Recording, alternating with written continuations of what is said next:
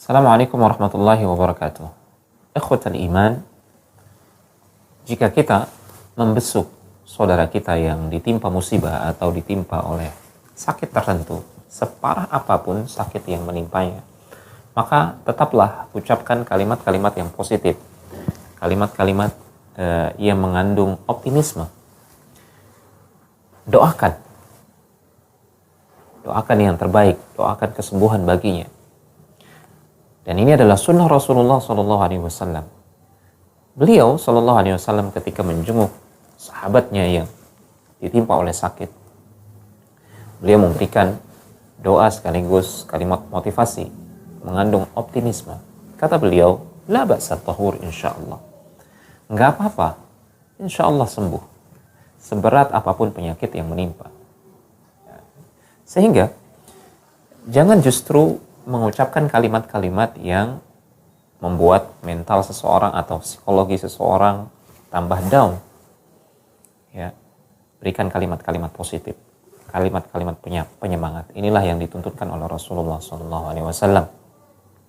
Kemudian tuntunkan dia juga untuk bersandar hatinya kepada Allah Subhanahu Wa Taala terkait kesembuhan. Karena jika Allah berkehendak, tidak ada yang mustahil. Di samping kita mengupayakan obat secara fisik, secara medis, maka jangan pernah juga kita melupakan obat secara ruhani melalui doa, melalui wirid dan dzikir yang diajarkan oleh Rasulullah SAW, terutama membaca Al-Quran, karena Al-Quran adalah syifa, obat jasmani maupun rohani.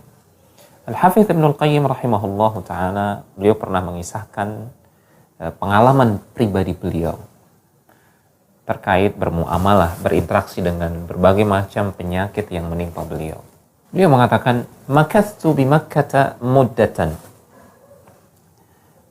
wa ya'tarini adwa wa la ajidu tabiban wa la dawa'a." Aku pernah tinggal beberapa waktu di kota Makkah. Ketika itu aku ditimpa oleh berbagai macam penyakit.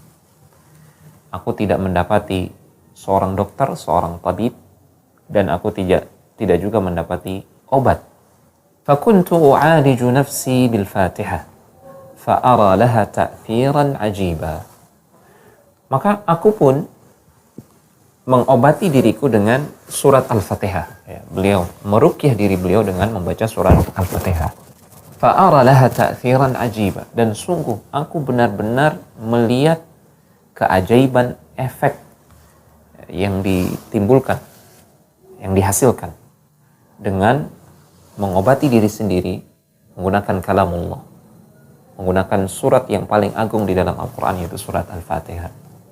Ini pengalaman beliau, dan kita tahu beliau di samping seorang pakar Islam, pakar tentang syariat, pakar tentang akidah, tafsir, dan seterusnya, beliau juga dikenal sebagai seorang pakar dunia kesehatan, baik kesehatan hati maupun kesehatan jasmani. Ini yang beliau ungkapkan dalam kitabnya Al-Jawab Al-Kafi.